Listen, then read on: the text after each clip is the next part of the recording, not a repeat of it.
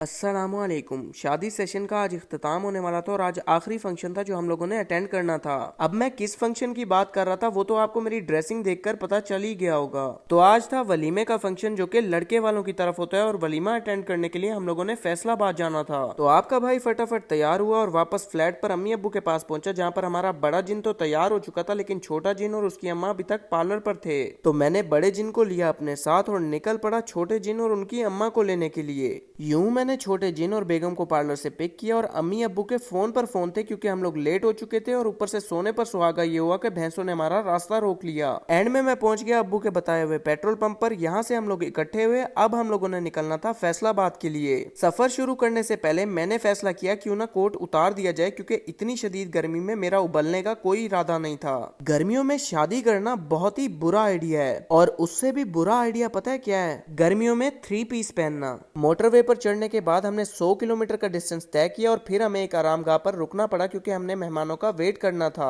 वलीमे में सिर्फ चंद ही घंटे बाकी थे और अभी तक मुझे नजर नहीं आ रहा था कि हम फैसलाबाद वक्त पर पहुंचेंगे। मेहमानों को इकट्ठा करने के बाद हमने अपना सफर फिर से कंटिन्यू कर लिया। रास्ते में एक जिन सो गया और दूसरा पूरा रास्ता नहीं सोया। यूं मोटरवे पर शाम हुई, शाम से रात हो गई और हम लोग पहुंच गए फैसलाबाद। सबसे पहले तो हम पहुंचे लड़के वालों के घर क्योंकि हमें हॉल का रास्ता ही नहीं पता था और फिर हम पहुंच गए क्राउन पैलेस मार्केट फैसलाबाद। ये थी वो जगह जहां पर आज वलीमा सेरेमनी होनी थी। अंदर एंटर होने से पहले आपके भाई ने कोट शोट वापस से चढ़ा लिया और फिर अब्बू के साथ अंदर की तरफ निकल पड़ा।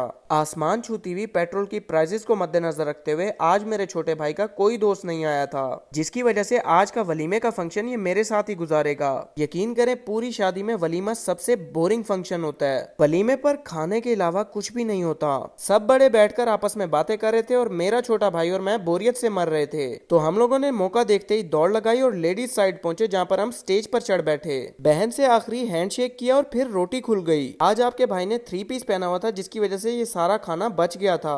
खाना खाने के बाद मैं अपने इन लॉज को दरवाजे तक सी ऑफ करने आया और आज अमल अपनी नानों के साथ जा रही थी। वापस अंदर पहुंचने के बाद मैंने घर वालों से कहा कि चलें और वो मुझे एक दफा फिर से ले आए लड़के वालों के घर। यहाँ पर काफी देर आराम करने के बाद मैंने अपना कोट पकड़ा और निकल पड़ा। रास्ते में हमने सब गाड़ियां एक पेट्रोल पंप पर रोकी जहाँ पर हमने पेट्रोल फुल करवाया और उसके बाद हमारा फैसलाबाद से मुल्तान का सफर शुरू हो गया। मुल्तान पहुंचने के बाद अम्मी अब्बू के घर से पहले ही हमने एक दूसरे को खुदाफिज बोला और सुबह के 4:15 हो रहे थे और हम लोग खाने का जुगाड़ कर रहे थे। मुल्तान में लेट नाइट खाने के बहुत लिमिटेड ऑप्शंस होते हैं। मुझे RFC का पता है, आपको अगर कोई ऑप्शन पता है तो कमेंट्स में बता दें। और मजे की बात तो ये है कि यहाँ पर भी सिर्फ पिज्जा ही अवेलेबल था, तो जो मिला पकड़कर हम पहुंच गए सीधा घर। घर पहुंचते ही मैंने दरवाजा अच्छी तरह लॉक किया कि कहीं इतना माल देखने के बाद डकैती ही ना हो जाए। और फिर जब मैंने पिज्जे के स्लाइस को मरोड़ कर डिप सॉस में डिप करके खाया तो चस आ गई। इसी के साथ आज का व्लॉग हुआ एंड। मजीद व्लॉग्स के लिए मुझे फॉलो कर लें। अल्लाह हाफिज।